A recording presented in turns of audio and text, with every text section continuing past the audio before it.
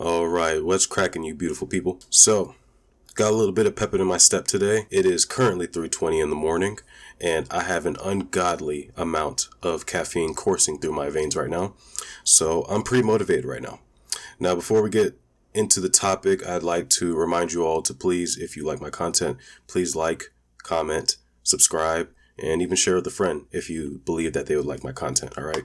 Also, watch out for me on Rumble. I will be posting all the videos that I post on YouTube on Rumble, and I will also be posting Rumble exclusives on Rumble. So topics that I would have fear of demonetization or copyright claims or strikes or anything of that nature that I would not post on YouTube, I will be posting on Rumble. All right. Now, without further ado, let's dive into the topic. So this is actually a article that I heard about through another content creator by the name of Better Bachelor.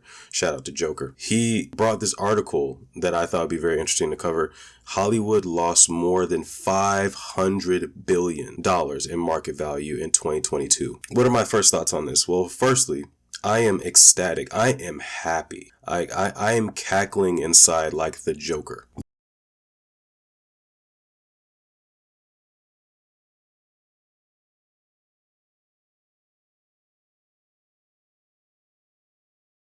Now, why am I happy?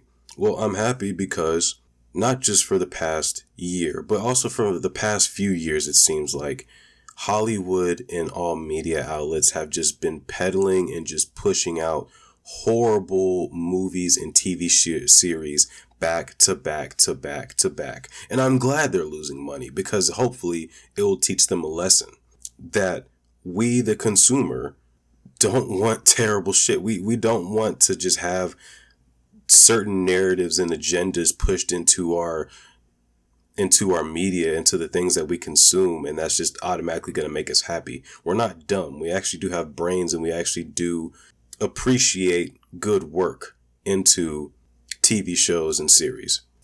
It's almost as if Hollywood, which actually not as if, they think, I know for a fact that they think that we're just dumb, that we're just stupid, mindless zombies who are just gonna waddle in to the next Fast and Furious movie just because it's made them a bunch of money before.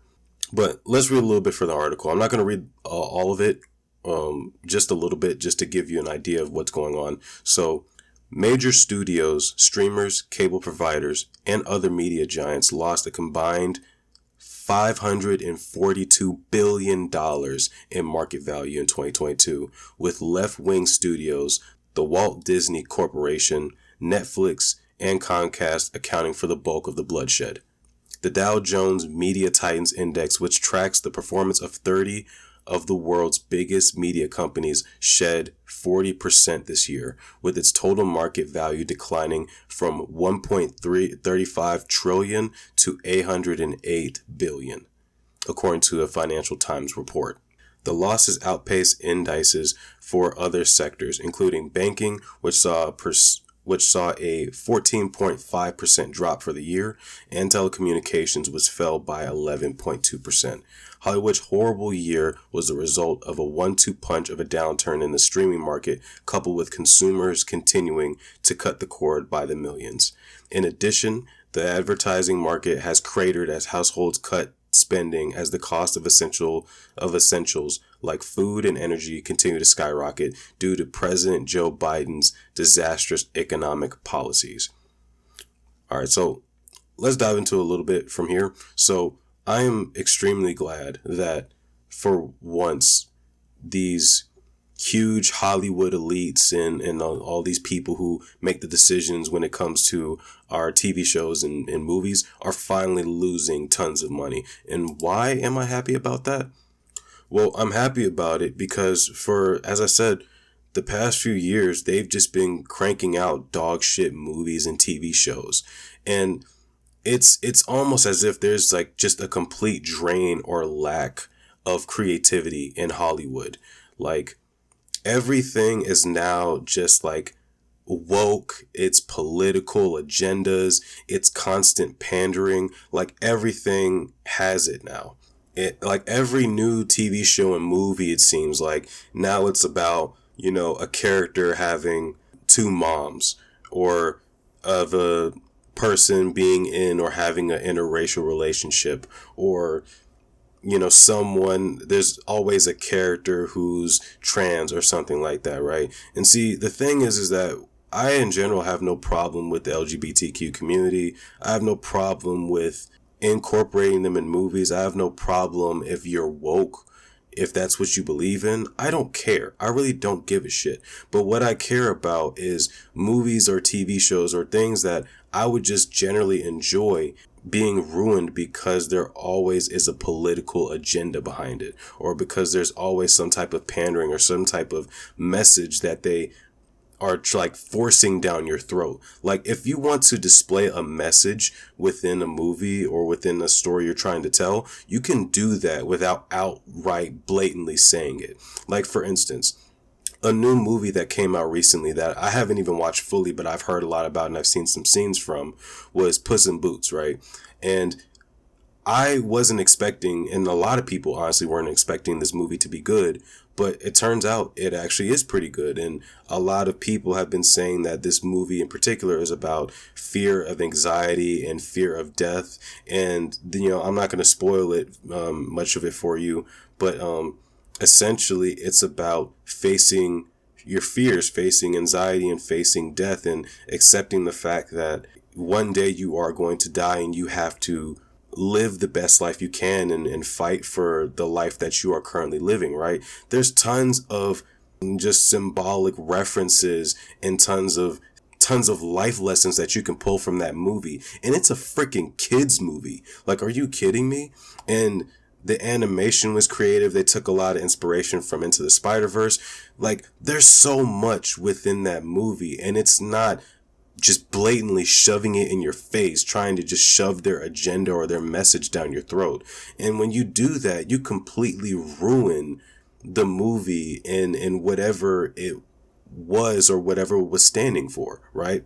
Another big thing, at least when it comes to the movie industry, I will say personally that really disappointed me, was the fall, the chronic fall of Marvel. I don't know about all of you, but I remember the exact moment when I knew that Marvel was falling down the drain. And it was when Captain Marvel came out, and when they integrated her into the whole MCU and the whole, I believe it was that whole Endgame thing, when they had like that scene with all of the women. They're like, oh, don't worry, she has help. And you probably remember that scene, and the scene when Thor pulled his hammer and she didn't even flinch. Like, it's like this constant narrative of like, oh, women are better, and oh, LGBTQ, and oh, wokeness, and this and that, disable the patriarchy, men suck, white men suck, blah blah blah, right? Like, that stuff is, when you just consistently put that into your movies and messages, you're not even trying to even have a subtle message at all, and you just blatantly say like, oh, white men suck, and oh, men suck, and the patriarchy, and oh, women are better at this and women are better at that, and you constantly have tiny little 5-foot women beating up 6-foot giants who are like 300 pounds, who are guys, right? Like, that just absolutely makes no sense, and it just takes away from the genuine nature of the film or of the media that you're creating. And honestly, it's just gotten to the point to where it's just completely infested in Hollywood, and people are not buying it anymore. People aren't buying the bullshit anymore, and I am happy that they're losing money. And another thing that really kills me about the movie and just film industry in general is that they just constantly keep making spin-offs and sequels.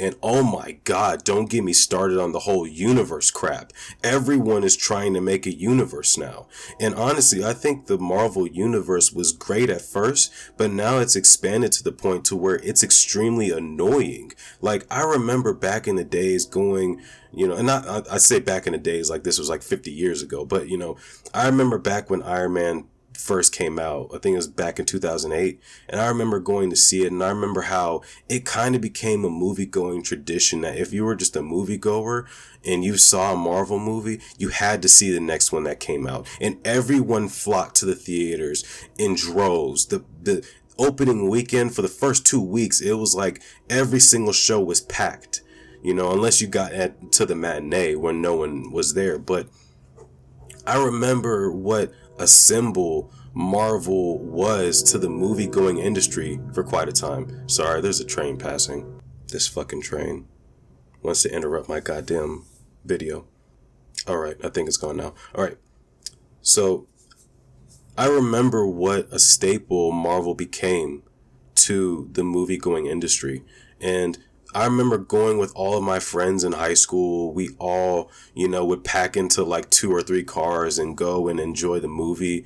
You know, we're sitting there eating popcorn, drinking, just having a great time. And we would walk away from the movie with just great memories together. And then, you know, of course, just loving the movie and the story that was told. And now it's been completely ruined by the fact that they want to expand this whole universe. And it's gotten to the point where I don't even care anymore. Like, I literally don't even care to go see a Marvel movie anymore because they have like 50,000 TV shows now. Not to mention they're still cranking out movies and they're trying to do all this other stuff. Like, what is it? They had Loki. They had the Falcon and the Winter Soldier. I'm pretty sure they had another one that I can't remember because I don't give a shit, right? Yeah, like the whole universes thing, and they're trying to expand that. DC's trying to restart their whole thing again, and I believe that they're pretty much failing, right? And everyone else is trying to do this whole universe thing. What is it? Avatar Studios for, you know, Avatar The Last Airbender, they're trying to make a live action, and then they're also trying to make a sequel to the sequel of the first Last Airbender. So there, you know, there was The Last Airbender, and then there was Legend of Korra, and now they're making another one, and it's set in like modern times, and I hope they don't mess that up the way they did Korra. But yeah, I mean, honestly, this whole thing of spin-offs and remakes and making everything live action, like it's just like, Jesus, like, does no one just have any original ideas in Hollywood anymore? Like, does everyone just had a brain fart at the same time, and they're just like, oh, well, let's just make this again, or oh, let's just make this with a spin. And I'm not saying that you can't remake something and put a spin on it and make it good. Like, for instance, before I saw the live action Aladdin, I never saw the cartoon. And I went ahead and saw the cartoon version the same day, and then I went and watched the live action after, and I liked the live action better. And I thought that was pretty dope. And you can do that and still make a pretty good movie. But most of them these days are just lackluster, just completely garbage, right? And I'm glad that Hollywood is losing money. It's funny because Hollywood tried to kind of blame COVID for a lot of the lack of moviegoers, which, yeah, it did take a hit because of that, but COVID was just a scratch. But Hollywood's constant pandering and just lack of creativity is the bullet in the head and the nail in the coffin, basically, right? Like, that's what killed it, and people are just tired of it now. Like, it got to a point to where, you know, people were still kind of going to the movie theaters, watching the, you know, 18,000th Fast and Furious, or the, you know, 60th Transformers that came out, right? But now it's getting to the point to where people are just tired of the constant repetitive bullshit. I mean, I can pretty much predict the way a movie's gonna go within the first 15 minutes, and it's not even exciting anymore. I love movies that dare to do something different, or TV shows that just dare to do something different. Like, even though they got like pretty bad reviews, like, one of my favorite movies to this day is Tenet. And a lot of people said that it was extremely loud in movie theaters. And a lot of people said that, oh, well, it didn't make sense, this and that, or whatever. I loved it because it was different. I couldn't tell what was going to happen. And it was very creative. And I really love the fact that Christopher Nolan actually had the balls to try something different. And I'm glad that there's still some directors and producers out there who still dare to tell a good, compelling story with good characters that actually have depth to them. But it seems like majority of people A majority of Hollywood has completely lost it. And, they better get their shit together soon, or else they're going to keep losing money. Yeah, so at this point, I look forward to independent movies. That's going to do it for this one. Let me know your thoughts in the comments down below. All right, if you like this video, please give it a like and subscribe if you'd like to hear more of my content.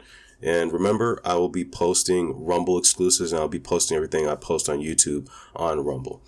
I hope you all have a very wonderful day. Keep your heads up. Remember, always think for yourselves. All right? Deuces.